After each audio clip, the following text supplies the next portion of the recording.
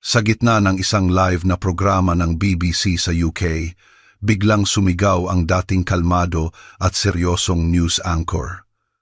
Ang ganitong pag-uugali ay lubos na imposible sa normal na pagbabalita. Ano ba talaga ang nagpasigaw ng ganoon sa anchor? Ang ipinakita sa kamera ay isang kahanga-hangang eksena na hindi kailanman makikita sa United Kingdom. Tingnan natin ang natuklasan ng kamera sa tunay na Pilipinas. Isang balita tungkol sa pagkakapili sa Pilipinas bilang pinakakaakit-akit na bansa sa buong mundo ang naging headline sa iba't ibang panig ng mundo. Ang karangalang ito ay pagkilala sa charm ng Pilipinas sa turismo, teknolohiya at higit sa lahat sa kabutihan at pagiging tao ng mga Pilipino. Ang balitang ito ay ibinalita ng iba't ibang media sa buong mundo at partikular naglunsad ng isang malaking espesyal na programa ang BBC. Sa mga angkor ng BBC, si Richard Harris ay lubos na naantig sa balitang ito. Habang nagbabalita, hindi napigilan ni Richard ang mapabulalas. Kailangan kong pumunta roon. Ang pahayag na ito ay naglantad ng kanyang matinding pagnanasa na nagpakita ng inosenteng pananabik na parang isang bata na naghahanda para sa isang pakikipagsapalaran. Hindi nagdalawang isip si Richard. Para sa kanya ang Pilipinas ay hindi lamang news item kundi isang lugar na kailangan niyang makita at maranasan ng personal. Matapos magdesisyon, agad niyang tinawag ang kanyang crew at sinimulan ang paghahanda para sa pagkuha ng coverage. Matapos ang mahabang oras ng paglipad mula sa UK, sa wakas ay tumapak si Richard sa lupa ng Pilipinas. Pagdating niya sa bansa, nagsimula si Richard at ang kanyang team sa isang live na pagbabalita tungkol sa mga tanawin sa Maynila. Binisita nila ang pedestrian area sa Intramuros, ang Makati Central Business District, ang Quiapo Church at iba pang klasikong destinasyon ng turista. Sa lahat ng kanilang pinuntahan, masigla at puno ito ng mga turista at lokal. Gayunpaman, ang masaya at maaliwalas na atmosfera ay biglang naputol ng malakas na ulan. Kinailangan ni Richard na pansamantalang ibalik ang broadcast sa studio. Dahil wala silang dalang payong, nagmadali silang sumilong sa kalapit na estasyon ng LRT-MRT. Habang naghihintay sila na tumila ang ulan, isang estudyanteng nakasuot ng uniforme at may backpack ang nag-swipe ng kanyang beep card at pumasok sa istasyon. Ang figura ng batang iyon ay tila walang takot sa ulan at agad itong umakit sa atensyon ni Richard. Diretso ang bata sa umbrella rack. Sa gitna ng maraming payong na nakasabit doon, walang pag-aalinlangan niyang kinuha ang kanyang sariling payong. Pagkatapos, natural lamang niyang binuksan ang payong at naglakad palabas papunta sa ulan. Ang serye ng galaw na ito ay napaka-natural, tila bahagi ng kanyang pang-araw-araw na nakasanayan at naiwan nitong tulala si Richard. Hindi lamang ang kilos ng bata ang ikinagulat ni Richard, ang pinaka-nakakabigla para sa kanya ay ang maraming payong na nakalagay ng walang bantay sa rack ng istasyon. Lahat ay tiyak na nakilala ang kanilang sarili at walang kumuha ng sa iba. Para kay Richard, ito ay isang eksena na hinding-hindi niya makikita sa kanyang bansa, ang UK.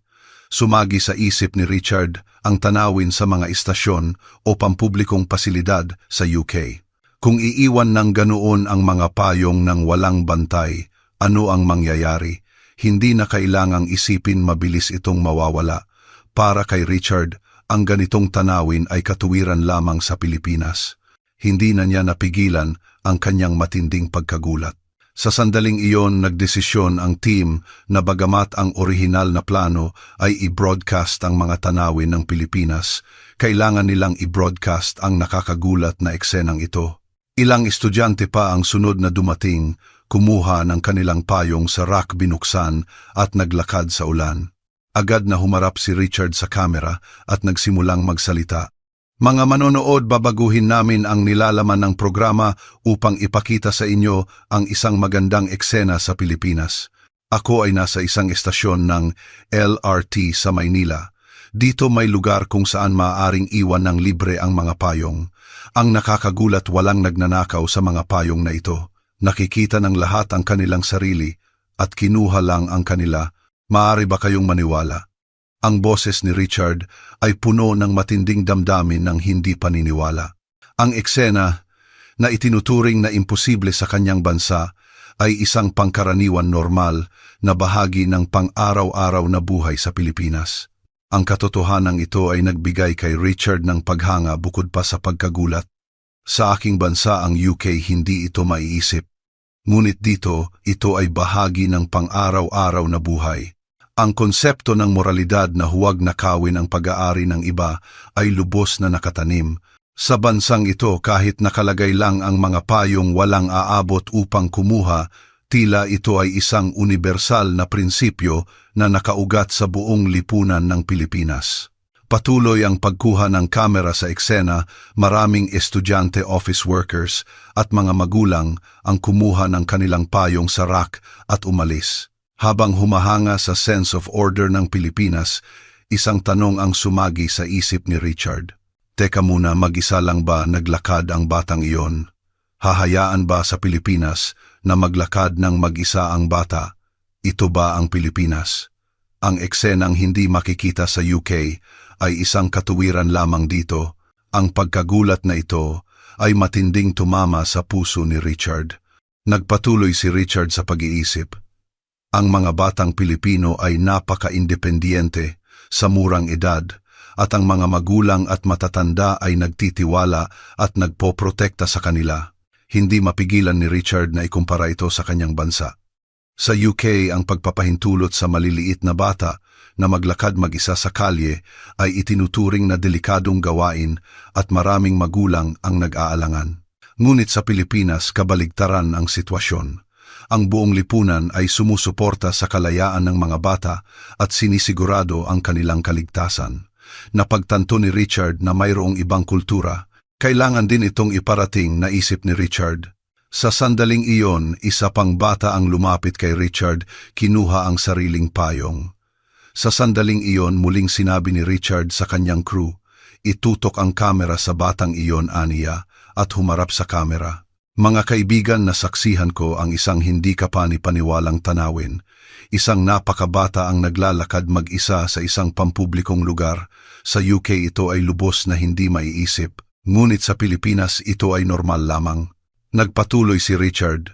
Ang buong lipunan ay sama-samang nagpoprotekta sa kaligtasan ng mga bata. At gumawa sila ng kapaligiran kung saan maaari silang lumaki ng may kalayaan. Ito ay talagang kahanga-hanga. Ngayon ibabalik ko na ang screen sa studio. Lubos na naantig si Richard sa nasaksihan niya at naramdaman niya ang kabutihan ng lipunang Pilipino. Ang eksena ng maliliit na bata na naglalakad mag-isa, papunta at pauwi mula sa paaralan ay nakakagulat para sa maraming bansa sa mundo. Maraming dayuhan ang nagtanong, paano ito posible? Isang cultural anthropologist, si Dr. Danilo Reyes, ang nagpakita rin ng matinding interes sa kababalaghang ito at nag-aral ng mga dahilan sa likod nito. Naniniwala si Richard na ang dahilan kung bakit maaaring lumabas ng mag-isa ang mga batang Pilipino ay una sa lahat dahil sa tiwala sa komunidad. Sa lipunang Pilipino, ang mga bata ay natural na natututo ng kahalagahan ng tiwala sa community life mula sa murang edad. Ayon kay Dr. Reyes, sa Filipino community, ang lahat ng miyembro ay gumaganap ng papel sa pagprotekta sa mga bata. Hindi lamang matatanda kundi pati na ang mga kaibigan, kapatid, at lahat ng nasa lipunan ay may responsibilidad na tingnan ang mga bata. Maaari itong tawaging natatanging kulturang Pilipino ng sama-samang pagpapalaki ng bata o ang bayanihan spirit. Ang sistemang ito ng tiwala ay hindi lamang isang slogan o konsepto, kundi ito ay itinuturo at isinasagawa sa totoong buhay. Halimbawa, pangkaraniwan sa mga paaralan na magkaroon ng rotation ang mga bata sa paglilinis o pagiging duty officer sa nutrition lunch. Sa mga paaralan sa kanluran, ang mga gawaing ito ay karaniwang ginagawa ng mga specialized workers, ngunit sa Pilipinas ang mga bata mismo ang gumagawa nito sa pang-araw-araw. Nililinis ng mga bata ang mga classroom, mga hallway, at kung minsan, maging ang mga palikuran upang panatilihing malinis ang paaralan. Sa pamamagitan ng paggawa ng mga gawaing ito, kasama ng kanilang mga kasamahan na de-develop ang kanilang sense of responsibility sa pampublikong lugar. Hindi ito pinapalinis sa iba, kundi sa pamamagitan ng karanasan na pamahalaan at panatilihin ang lugar kung nasaan sila natural na nade-develop ang kamalayan ng mga bata na protektahan ang lipunan at mag-ambag. Ang epekto ng ganitong edukasyon sa mga batang Pilipino ay napakalaki ani Richard. Habang inaalagaan ang independent spirit, pinalalalim din ito ang kamalayan bilang isang miyembro ng komunidad. Sa pagtingin sa mga bata na lumaki sa ganitong paraan, nakakapagdesisyon ang mga magulang na hayaan ang kanilang mga anak na lumabas ng mag-isa ng may kapayapaan ng isip.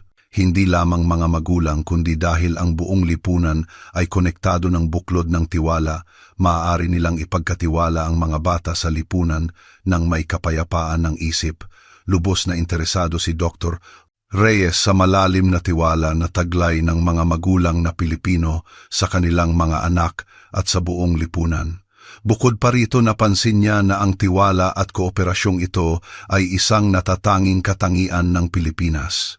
Sinabi ni Richard na mula sa pananaw ng lipunang kanluranin, ang ganitong kababalaghan ay napakabihira.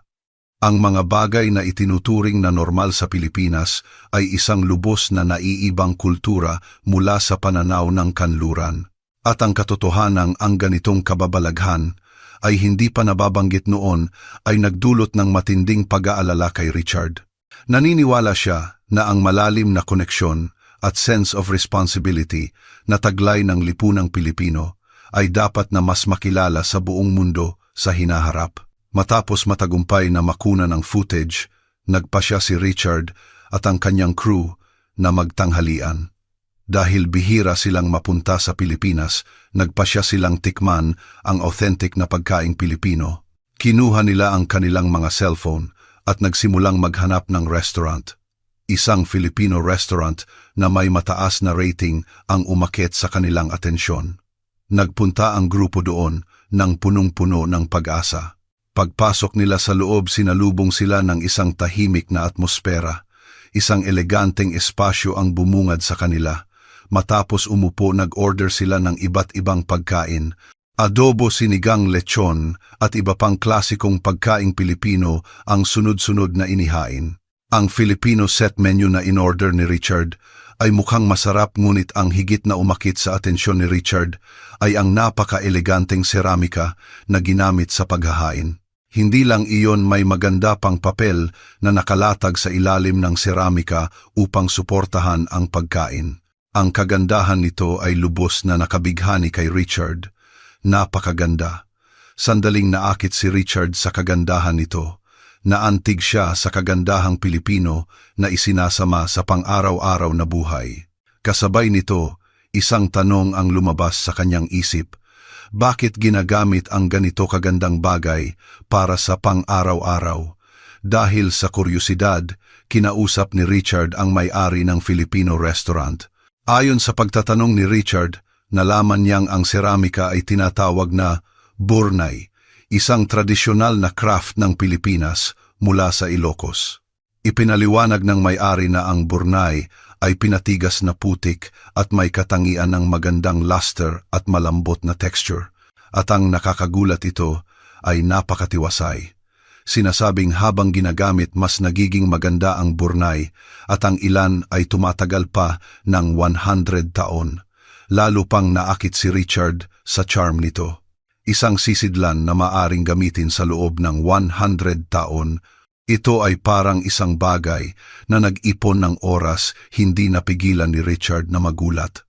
Tungkol naman sa papel na nakalatag sa ilalim, na laman ni Richard na ito ay abaca paper papel.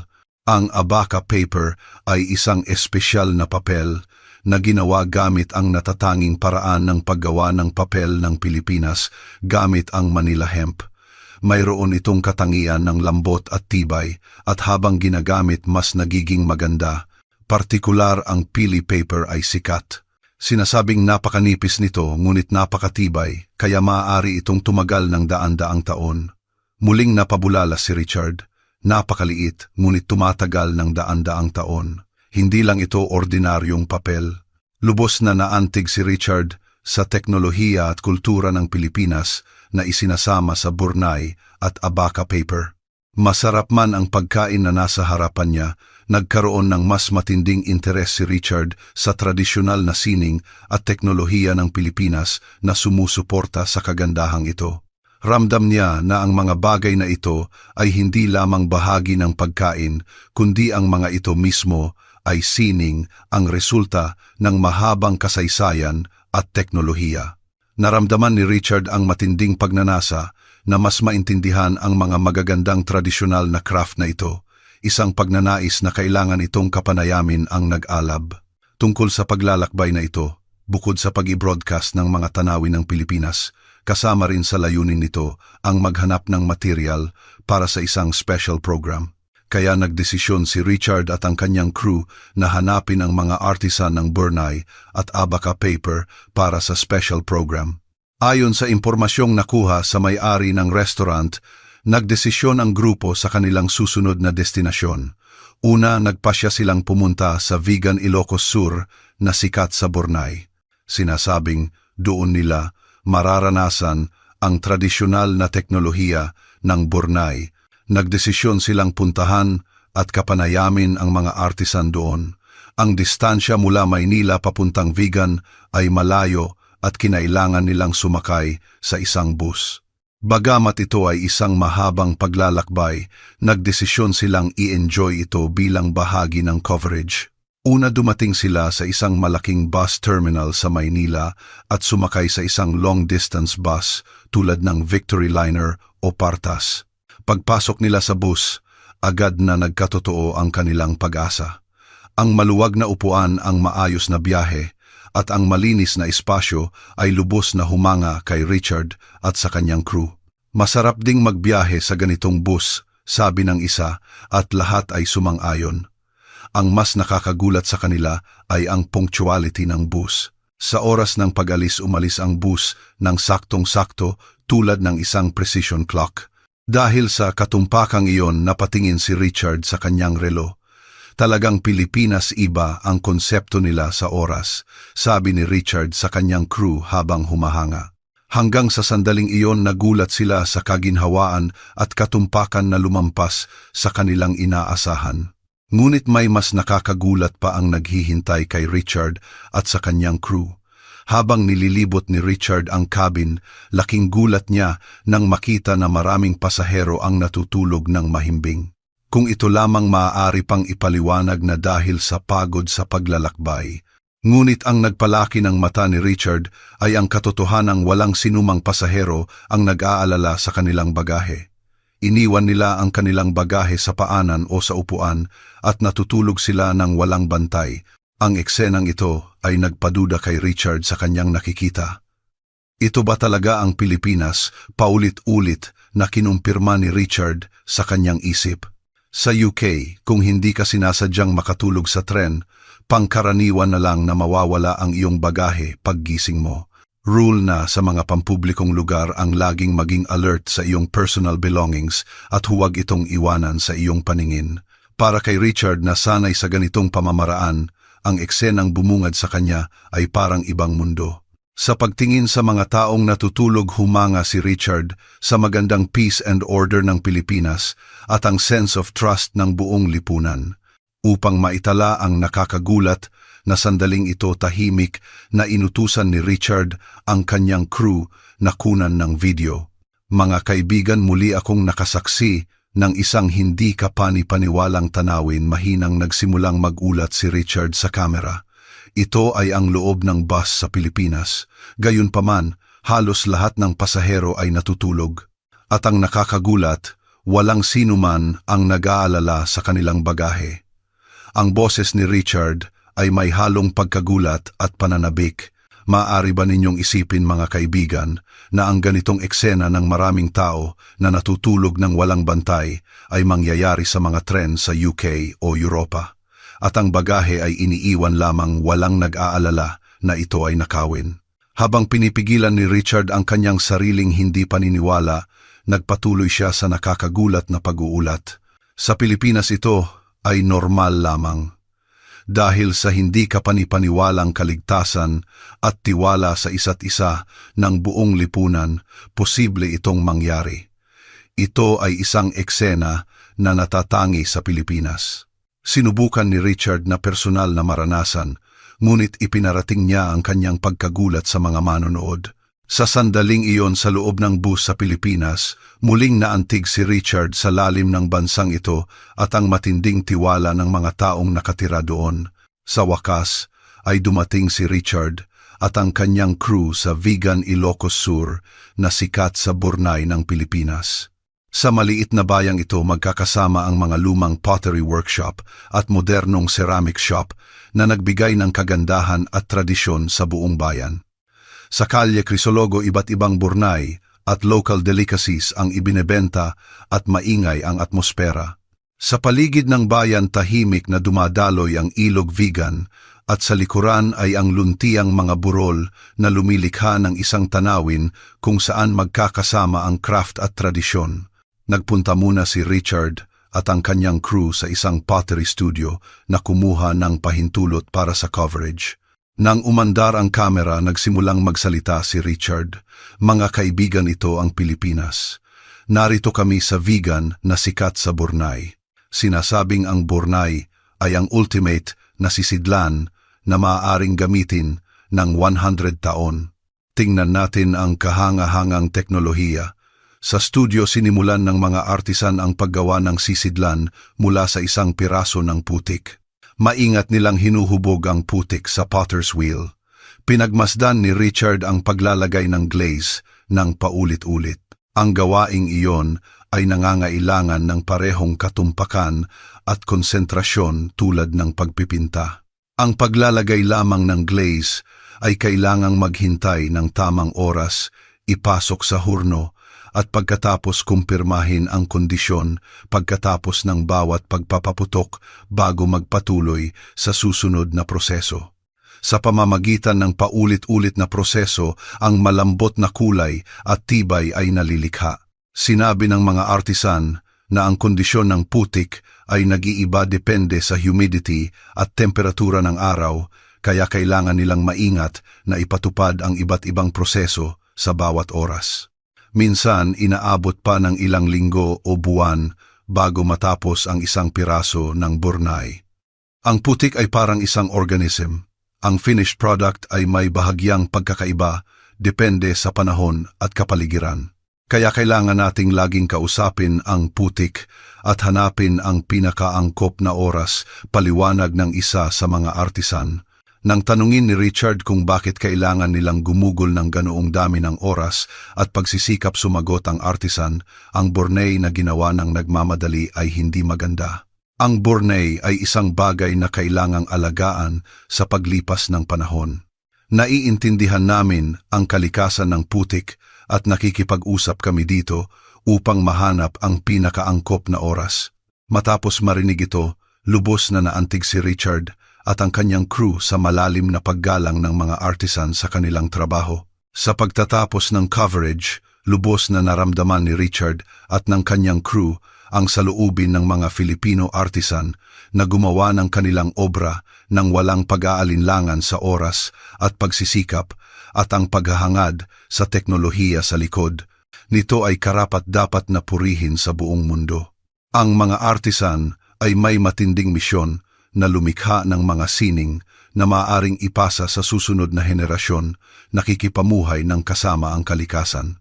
Ang mga Bornay na ipinanganak mula sa resulta ay humanga sa hindi mabilang na tao bilang mga obra na may inherent beauty at tibay.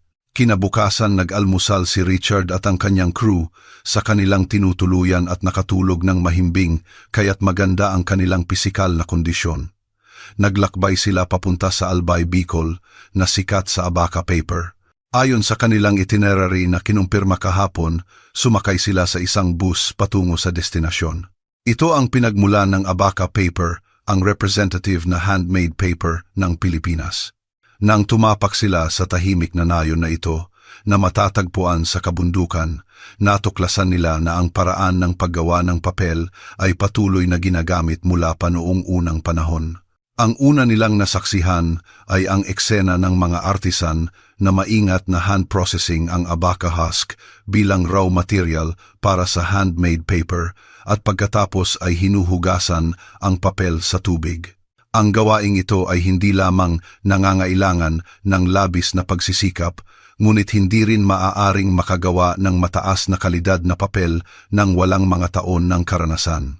Ang proseso ng paggawa ng abaca paper ay nakakagulat na komplikado at tumatagal ng ilang buwan upang matapos. Una, nagsisimula ito sa pagbabalat ng balat ng abaca na nagsisilbing raw material. Pagkatapos pinakukuluan ang mga hibla at maingat na dinudurog sa kamay. Pagkatapos may mahabang proseso ng paulit-ulit na paghuhugas sa tubig upang tanggalin ang maliliit na dumi. Bukod pa rito, ang handmade paper na may kakaibang lambot at tibay ay natatapos lamang sa pamamagitan ng pagpapatuyo ng pulp sa hangin. Ang paggawa ng handmade paper ay isang gawaing pakikipag-usap sa kalikasan, sabi ng isang artisan. Kailangan mong bahagyang baguhin ang paraan ng paggawa depende sa panahon, humidity at temperatura. Kaya kailangan nating hanapin ang pinakaangkop na panahon sa buong taon para gumawa ng papel. Napagtanto ng coverage team na ang ganitong isang-isa na proseso ay lumilikha ng halaga sa pag-ubos ng oras na naiiba sa modernong lipunan na naghahangad ng efficiency. Ang isang piraso ng abaca paper ay dumadaan sa hindi mabilang na pagproseso at ginawa gamit ang karanasan at kaalaman ng artisan. Sa panahon ng coverage, ang higit na nakaantig kay Richard ay ang dedikasyon ng mga abaca paper artisan at ang kanilang matinding pagmamahal sa tradisyon. Sinasabing ang teknolohiya ng paggawa ng handmade paper ay hindi maaaring matutunan ng madalian at tumatagal ng higit sa 10 taon upang makilala bilang isang ganap na artisan. Isang senior artisan na nagtatrabaho sa paggawa ng handmade paper sa loob ng 30 taon ang nagsabi. Sa paggawa ng handmade paper, mahalaga ang paghasa ng teknolohiya, ngunit ang pinakamahalaga ay ang paglalagay ng puso. Nais naming gumawa ng handmade paper na nakakaantig sa puso ng mga gumagamit kapag hinawakan nila ito. Kaya hindi kami gumagawa ng parehong papel bawat oras, ngunit laging may layunin na gumawa ng mas mahusay na bagay at naglalagay kami ng kaluluwa sa bawat piraso ng papel. Nagpatuloy ang artisan. Ang aking misyon ay ipasa ang teknolohiyang ito sa susunod na henerasyon. Sinasabing aktibo rin siyang nagtuturo ng teknolohiya sa mga nakababatang henerasyon. Ang paggawa ng handmade paper ay hindi lamang isang trabaho, kundi naglalaman ito ng matinding responsibilidad na ipasa ang kulturang itinayo ng mga nauna sa susunod na henerasyon. Matapos ang coverage, naramdaman ni Richard at ng kanyang crew ang isang karaniwang damdamin sa mga abaca paper artisan at Burnay artisan. Ang kanilang dedikasyon sa kanilang trabaho at ang matinding intensyon na protektahan ang tradisyon ay lubos na nakaantig kay Richard at sa kanyang crew. Gayunpaman, sa sandaling ito, may hindi inaasahang problema ang nangyari. Pagdating sa bus terminal sa Maynila at paglabas sa gate, laking gulat ni Richard. Naku, naiwan ko ang bag ko sa bus. Paano na? Inamin niya sa kanyang crew. Kahit na agad niyang napansin, hindi na siya umaasa na mababawi pa ito. Dahil sa UK, kung may nawawalang bagay sa pampublikong sasakyan o taxi, napakaliit ng posibilidad na mabawi ito. Karamihan sa mga tao ay nagpapalagay na nawala na ito. Nandoon ang cellphone wallet at notebook na naglalaman ng iba't ibang impormasyon tungkol sa biyahe. Magiging mahirap sumulat ng report pagbalik ko. Nag-alala si Richard. Sa sandaling iyon, isang boses sa likuran ang nagsalita sa matatas na Ingles, "May maitutulong po ba ako?" Paglingon niya, nakita niya ang isang babaeng nakasuot ng uniforme ng istasyon na nakangiti. Pagkatapos magpaliwanag ng sitwasyon, sinabi niya, "Baka mahanap pa po, tingnan natin sa Lost and Found Center." Sa pagsasabi nito, dinala niya ang team doon. Bagamat nag-aalinlangan, sumunod ang team sa babaeng staff. Sa Lost and Found Center ng bus company, ipinaliwanag ng babae ang sitwasyon sa lalaking nasa counter. Ang resulta ay nakakagulat. Pagkalipas lamang ng 30 minuto, may contact na dumating, natagpuan ang bag ni Richard at iniingatan.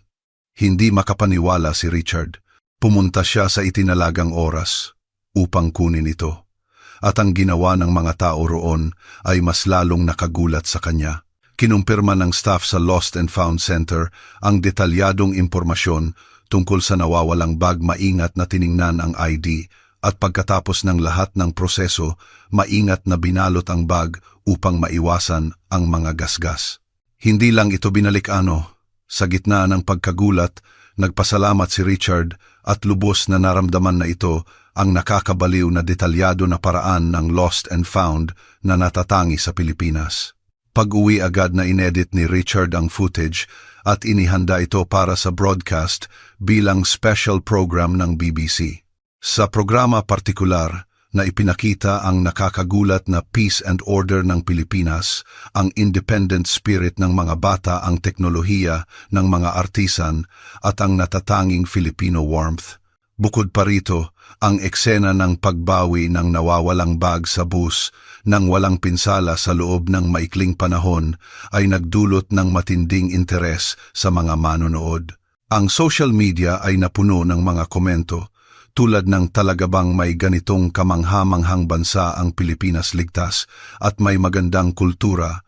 Matapos i-broadcast ang special program, nagdulot ito ng malaking ripple effect.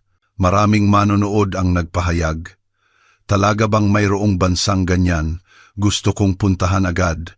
Ang programa ay nagtagumpay ng husto. Partikular ang order at mataas na sense of morality ng Pilipinas at ang artisan spirit na hindi nag-aatubili sa oras at pagsisikap ay nag-iwan ng malalim na impresyon sa mga manonood. Napakataas din ng ratings ng programang ito at nakatanggap pa ito ng maraming request na gumawa ng sequel. Si Richard mismo ay nagbago ng malaki ang pananaw sa Pilipinas sa pamamagitan ng coverage na ito. Sa pagtatapos ng programa, muli siyang nagpasalamat. Ang Pilipinas ay talagang isang espesyal na bansa. Ang order nito at ang warmth ng mga tao ay lubos na nakaantig sa akin. Kaya ano sa tingin ninyo ang aming video ngayon? Salamat sa panonood.